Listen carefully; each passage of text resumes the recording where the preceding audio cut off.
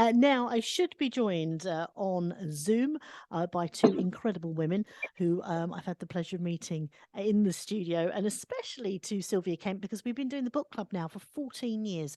And Sylvia is a Yeah. writer. She's got 14 books to her name. She's also part of the Society of Women Writers and Journalists, and Billericay Readers, and Brentwood Writers Circle as well. And our guest today is going to be Ros Green, who's the director of the Essex Book Festival. So good morning, ladies. How are you? Hi, Michelle. Morning. So it's great to speak to both of you. So we're going to kick off with Sylvia first. Tell us what you've been up to. Well, this is rather personal, really. Sad news from Brentwood Writers Circle, as our lovely Frances passed away on Monday. She'd been our president for 40 years. I've only done about 30, but Frances was there before me, 10 years before me, and we're going to miss her very much. Anyway, yes, so we're in touch with her family about her work. But, loads and loads of books she's done, and an absolutely wonderful writer. Yes. Billericay Readers, you want to know about. Book talk, you know, we have we go into the library on the second Tuesday in the month.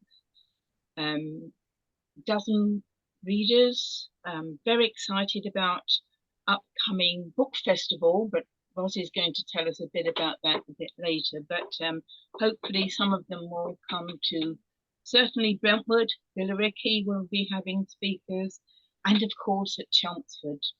Fabulous day at Chelmsford.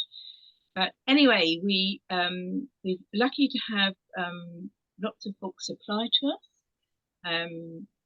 The latest is Victoria Hislop's book, and I can't remember the name of the title. Perhaps Ros will remember, but anyway, we're reading we're reading Victoria Hislop. What's been happening with the Society of Women Writers and Journalists? Oh yes. Now I'm their archivist, but also a vice president, and have a certain amount to do with the events that are coming up this year.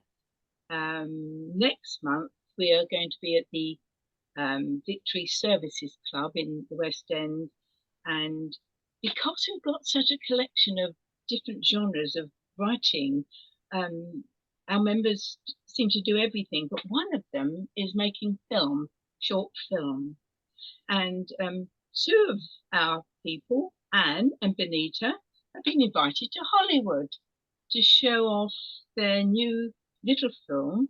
Whether they're going, I don't know, but to be invited to Hollywood, I'd be on that plane quite quickly. Anyway, I'm going to wish them well, because that this is the first time that we've had some of our members who've delved into filmmaking in all the years I've belonged.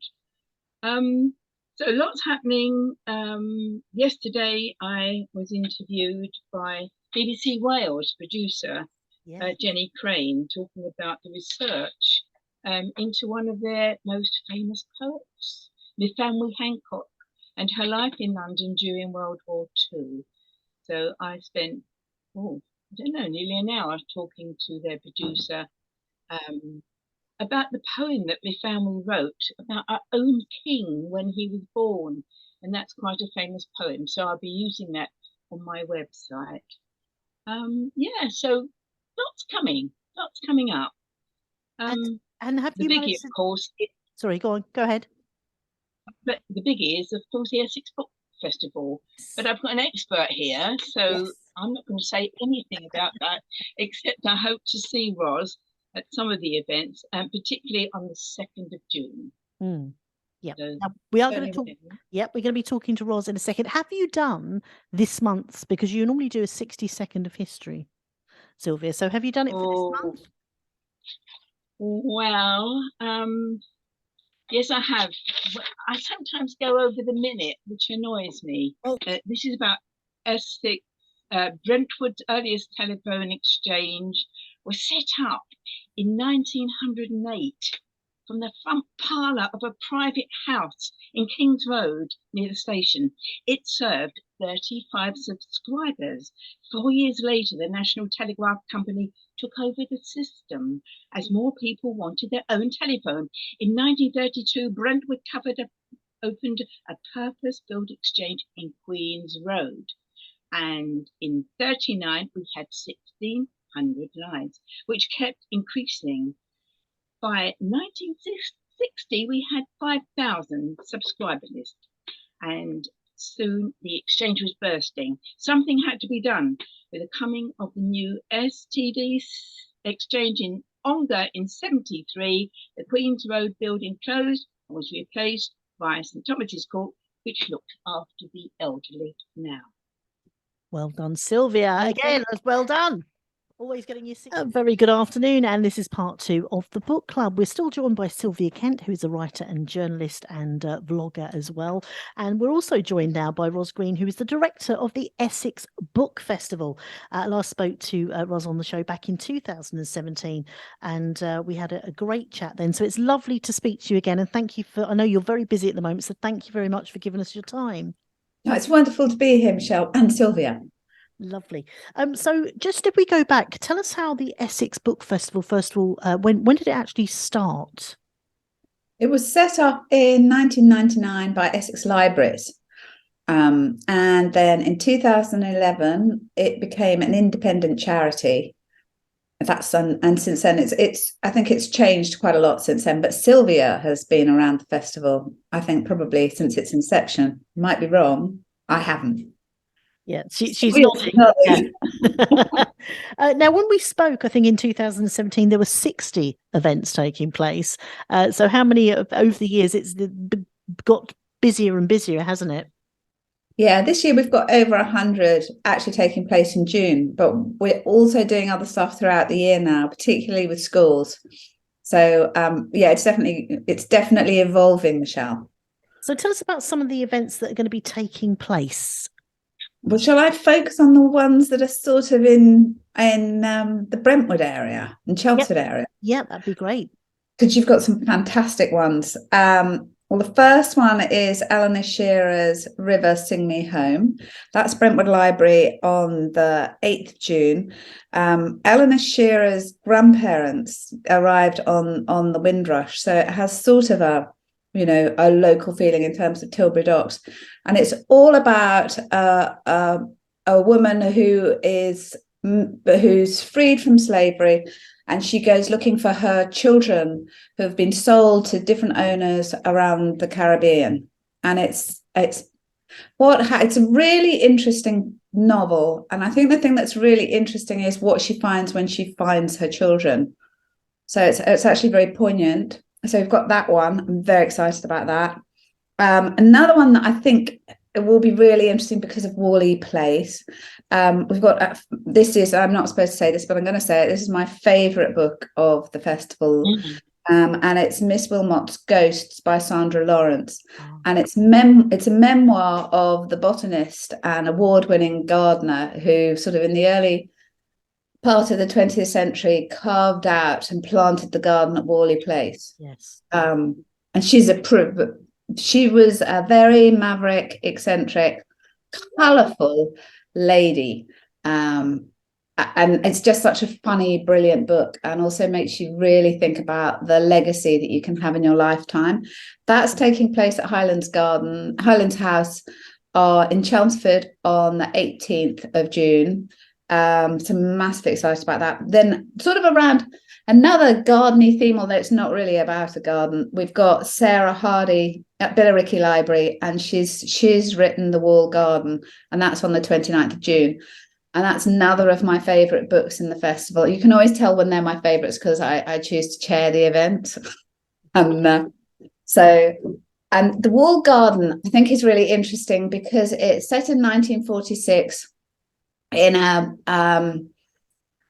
village on the Suffolk coast that obviously isn't a real village, and it's about the large house in the village, the owner coming home from the war, very brutalized by the war, to his young wife, and the other men who have come back to the village, and the fact that it should be all rejoicing and wonderful, but actually it's very difficult to come home and share your life again with someone after the war.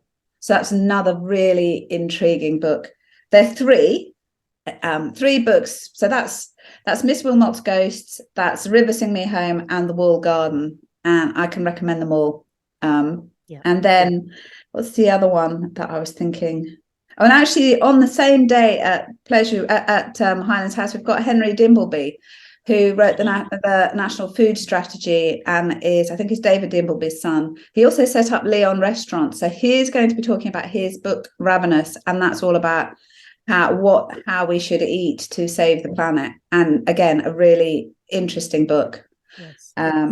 Shall I stop there for a minute? Shall I pause for a minute, Michelle? Or Well, I was going to ask you a little question, and then we can come back. The Human Library. Tell me more about that. I read about that. It sounds really interesting. Very interesting. I think this is our third Human Library. So the Human Library was set up by a Danish company, and basically the idea is, instead of borrowing a book, you borrow a human being and have their conversation. So if we imagine this one's taking place, I think it's our final event. I know it's our final event on the 1st of July. It's in Chelmsford Library. So you go along to Chelmsford Library, and when you get there, you get to the desk of the Human Library. You'll have a list of human books that you can borrow. And then you select your book, and then you go to the table and you sit down with your book. And it's an opportunity for people to meet other people who might come from disadvantaged communities or have an exceptional story that needs to be shared. And it's a wonderful idea. And I remember one of the ones we did in Colchester at first sight, people just kept going back and borrowing another book. They became slightly intoxicated by it.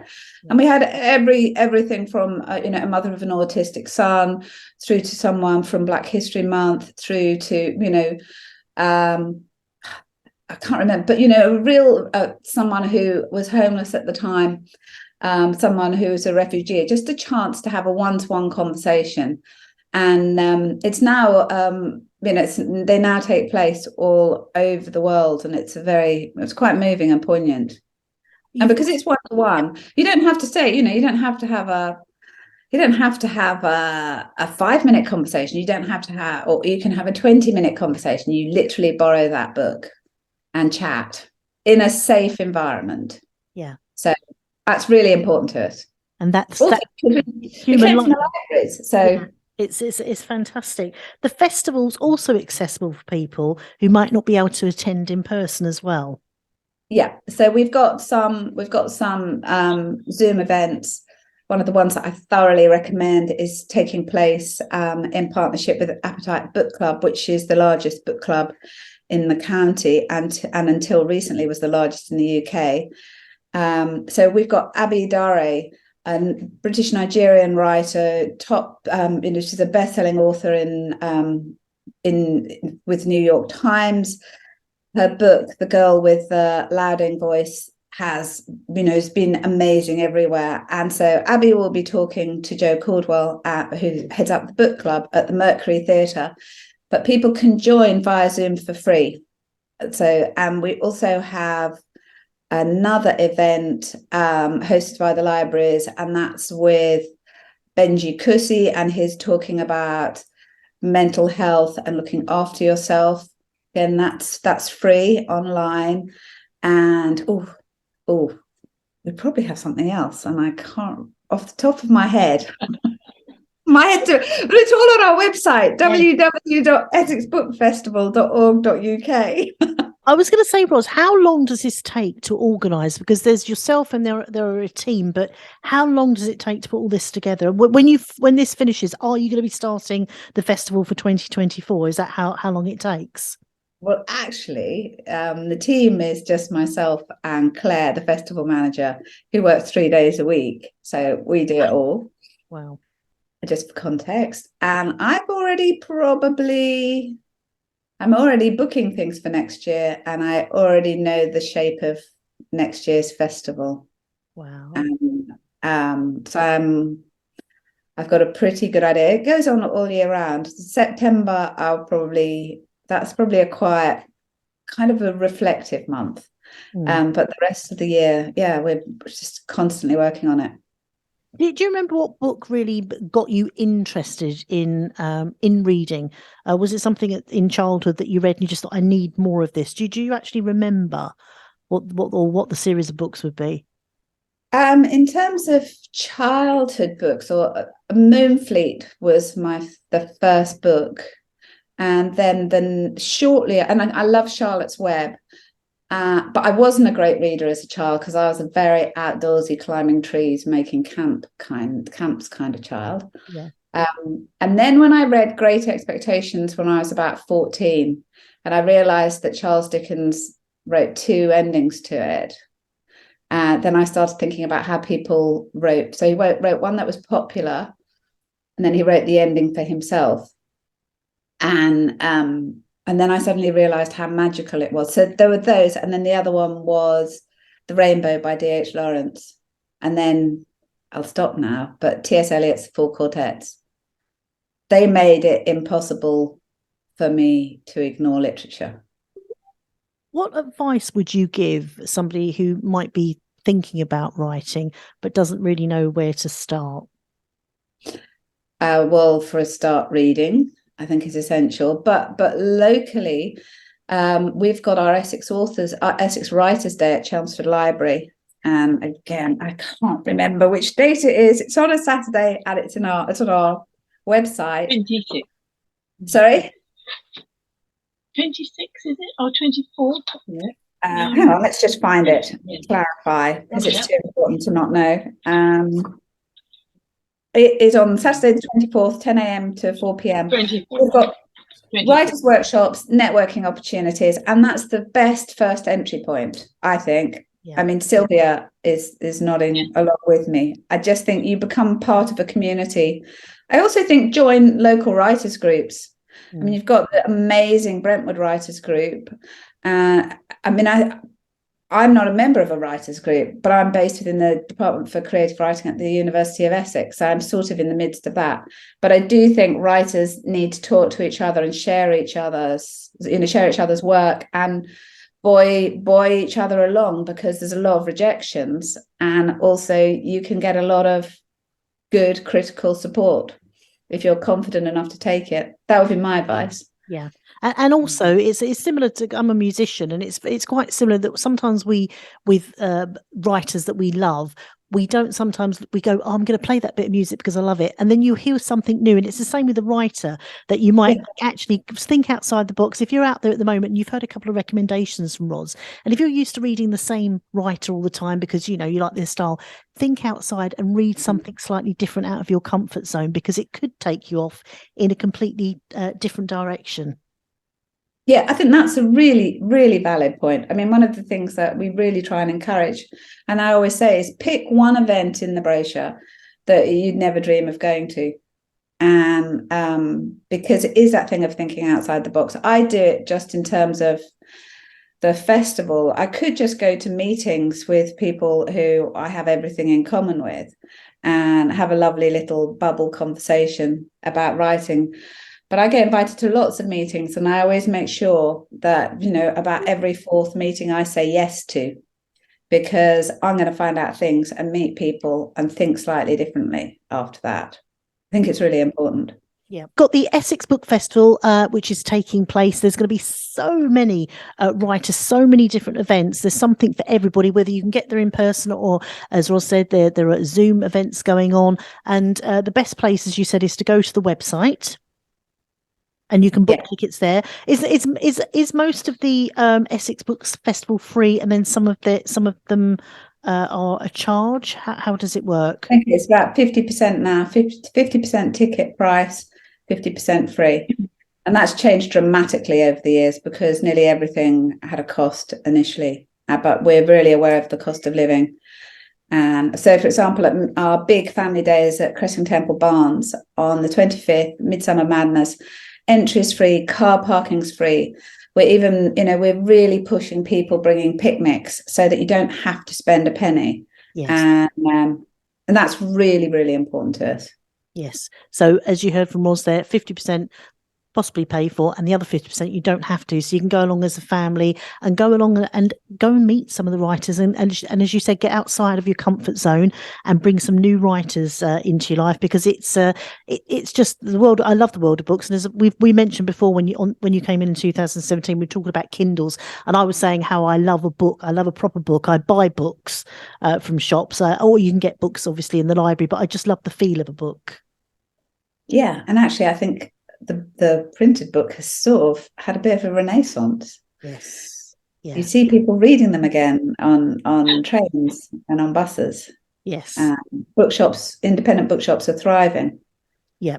Yeah, and we've got a lovely one here called the Chicken and Frog, which is the children's bookshop in the High Street, which is the lovely Natasha. She'll probably be tuned in, who does a lot of stuff in the local community, and that's a fantastic independent bookshop we have here. So if people want to find out more, Ros, there is the website. If you type in Essex Book Festival, it will take you there. All the prices are there, things that are free there. You can see the writers, the authors, all of the events there. It's very easy to navigate, and you can pick and choose what you want to do over the next month. And Sylvia's waving there. Sylvia's put her hand up. What are you going to say, Sylvia? I had forgotten something, and that is on this Saturday, we have Love Your Library Day. It's at Hutton, connecting with the Shenfield Library, which is being built. I go from there, after giving talks and selling books, on to Billericay Love Your Library Day. So it's all day on this coming Saturday, the 27th. And I'll be with John Fryer, who looks after Brentwood Museum, and we'll be talking local history. Excellent. It's lovely to see you both. That's okay. Hopefully I'll see you both in the studio next year, but Zoom is so good for getting people together. So I hope it's a wonderful book festival again, Ros. I know that it's your passion and it's ever so successful, and you do more and more events every year. How you do it, I don't know, when there's only a team of 2 of you to organise everything. So I hope that it all goes absolutely wonderfully. And also thank you again, Sylvia. 14 years, Ros. Sylvia's been doing the book club and bringing me wonderful guests. So I have to say a big thank you to her. Thank you so much. And Sylvia. Thank you, Ros. Bye. Thank you. All right, take care. Thank Bye-bye. you. Thank you. Thanks. Oh, that's Bye. wonderful. That is Sylvia Kent, writer and journalist, and that was Ros Green, the director of the Essex Book Festival.